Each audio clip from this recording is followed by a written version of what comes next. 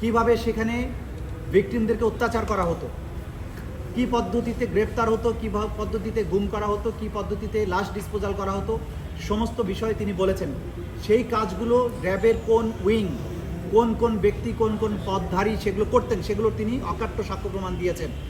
তিনি আরও বলেছেন প্রধানমন্ত্রী নির্দেশ কিভাবে দিতেন, তারিক আহমদ সিদ্দিকী কিভাবে বাংলাদেশের এই মানবতা বিরোধী অপরাধ গত 15 বছরে যা কিছু হয়েছে তার সাথে কিভাবে সম্পৃক্ত, স্বরাষ্ট্রমন্ত্রী কিভাবে প্রধানমন্ত্রীর কাছ থেকে নির্দেশ পেতেন, কিভাবে সেই নির্দেশ নিচের দিকে ক্যারি আউট করা হতো।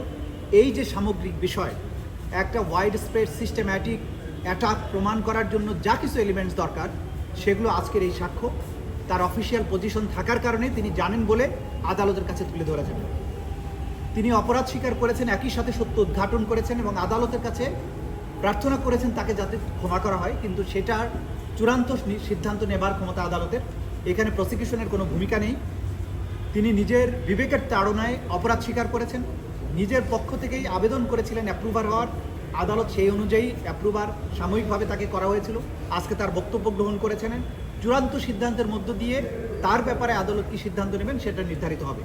কিন্তু আমরা যেটা বলবো, আজকের এই সাক্ষীর বক্তব্যের মাধ্যমে আমরা এই সমস্ত অপরাধীদের বিরুদ্ধে যে অপরাধগুলো প্রমাণ করার চেষ্টা করছিলাম সেটি একটা মারাত্মক অকাট্য দলিল হিসেবে আজকে উপস্থাপিত হয়েছে।